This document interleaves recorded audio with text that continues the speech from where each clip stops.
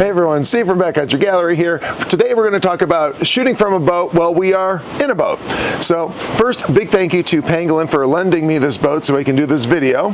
And let's just jump right in. So the first thing I want to talk about are settings.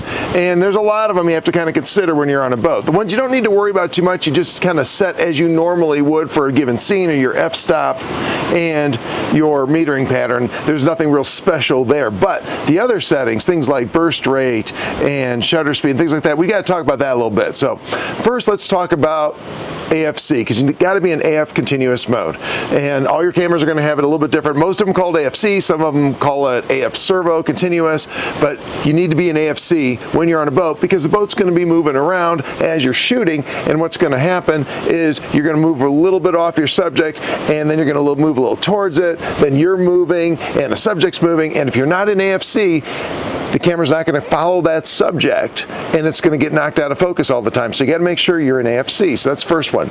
Number two is shutter speed. You're going to need a little bit more shutter speed maybe than you're used to when you're on a boat, especially if that boat is in any kind of motion. If it's bobbing a little bit or people are walking around on it or whatever, you're going to need a little more shutter speed. I recommend about 1/1600th of a second minimum, but if you can go faster, absolutely do it.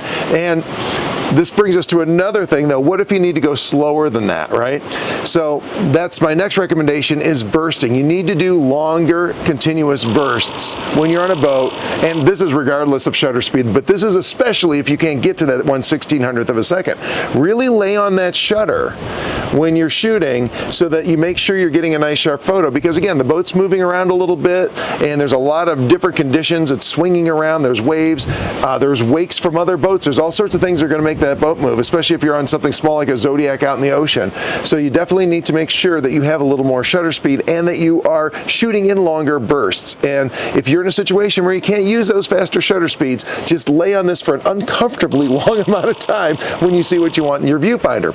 Speaking of which, a lot of times when you're shooting, you're going to find your viewfinder is bouncing around a little bit. You're kind of chasing it a little bit with the lens. So you're going to need a little bit looser composition, okay?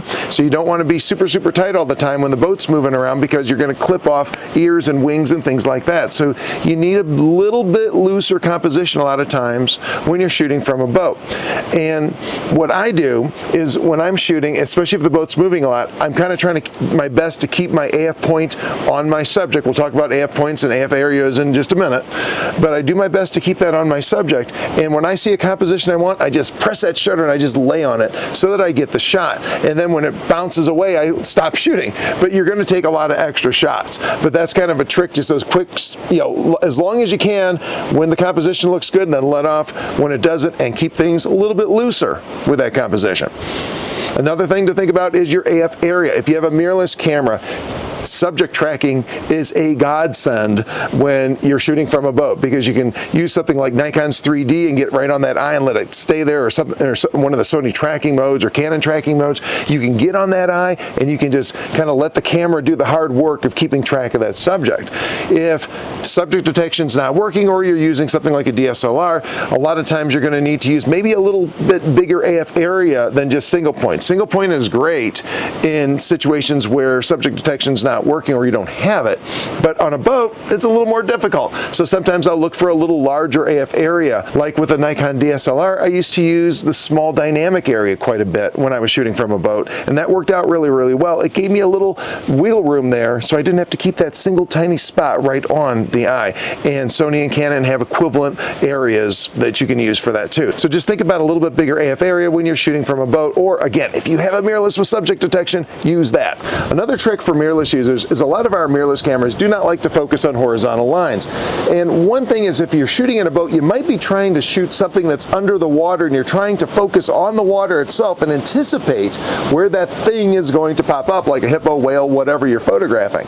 And if you're having a hard time, if the camera's kind of misfocusing on that water, try rotating the camera like 45 degrees, and that will allow those sensors to better pick up those lines. Then you can kind of bring it back and just kind of wait until the animal surfaces to re-engage autofocus.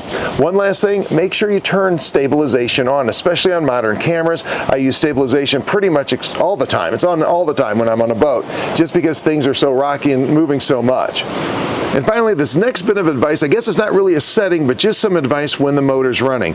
If the engine's running on the boat, and sometimes that happens, the driver of the boat is having a hard time, it's windy, there's waves or whatever trying to push them into shore, and that motor's running. If that happens, you need to avoid setting your camera on any of the surfaces of the boat that are transmitting vibration. That's usually the hull. So you don't want to set it along an edge. You don't want to set it right on the gunnel there, right on the edge of the boat, because what's going to happen is that vibration is going to be transmitted right into the camera. If you're using any kind of stabilization on the boat that's not dampened, like sometimes people will use a monopod and they'll stick that on the boat so they have some stability. If that is on the floor and that floor is vibrating, that's going to transmit that vibration right up into the camera. A lot of times I just end up hand holding because I think it minimizes the vibration a little bit. And again, this is when the engine's running. A lot of times if you're doing photography from a boat, the driver's going to shut that engine off and you're not going to, and all that goes out the window. You don't have to worry about it anymore. You just have to worry about the rocking of the boat. But when the motor's running, beware of vibration and make sure you do everything you can to dampen it. Again, usually putting a hand between a surface of the boat and the lens is good. You can put a towel there, something like that, but just avoid direct contact with your camera and basically the hull of the boat or anything directly connected to that hull.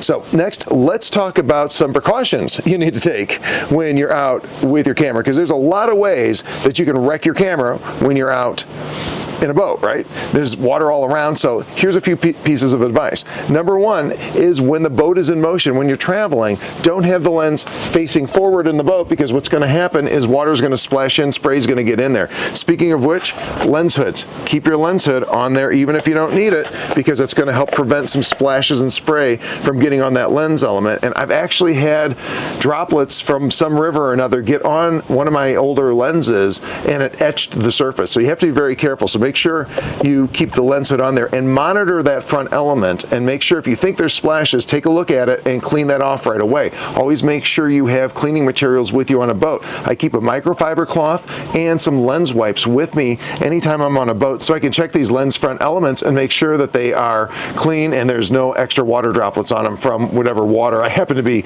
navigating at the time. Next, be careful of how you place the camera. Not only have it on the floor facing backwards when you're traveling, but don't ever put it on the floor like this. I see people do that all the time. They put the camera down on the lens hood on the floor, and the fastest way to disconnect these two pieces, your camera body and your lens, is to do that, because when they hit the floor, they're going to disconnect and they're going to break apart and you're not going to be able to shoot anymore. So make sure you don't put the camera down on the deck like that. And finally, as far as lens and camera safety on a boat, make sure that you have something to protect it with in case of heavy weather. So if there's waves breaking over the top, we've had that with the Zodiacs before, not usually these pangolin boats, but we've had that with other boats. Make sure you have either rain cover, a towel, something to put over it, so in case it starts raining, or again, you get a lot of excessive splashing coming in the boat, you're able to protect your camera. As a quick side note, I thought I was done with the safety stuff, but I'm not. As a quick side note, if you have those neoprene covers on your lens and they get wet, make sure you get those off your camera and dry them off when you get back. It's not such a big deal maybe for fresh water, but man, if you're in salt water, you don't want that salt water just basically marinating your lens through those neoprene covers. So make sure that you get those dried off, or keep those dry, or take them off if they do get salt water on them. So one last piece of advice before we go today, and that is to think about shooting a little bit lower when you're in a boat. One of the advantages we have when we're on the water is that we can get really low to the surface. And a lot of times I see people in boats, they're either standing and shooting down, or even sometimes seated is a little bit too high. A lot of times I recommend people get really low in the boat, as low as you can get, and sometimes I'll even lean over the edge if it's safe to do so with my LCD, and I'll hold the foot of the lens and I'll have the LCD pulled out, and I'll have subject detection on my mirrorless cameras, and I'll be able to shoot over the edge really low to the water. You got to be real careful with that. You don't want water splashing up on your camera, so only do that in very calm conditions, and don't do it where there's things in the water that can hurt you, like crocs, hippos, etc. But I tell you what, when you get low like that, it gives you a very unique perspective, and one of the reasons we're on the water is to get that unique perspective. So I hope you kind of consider at least getting down to the edge of the boat there when you can. Sometimes it's okay to kneel down and get those shots, and it makes a big difference.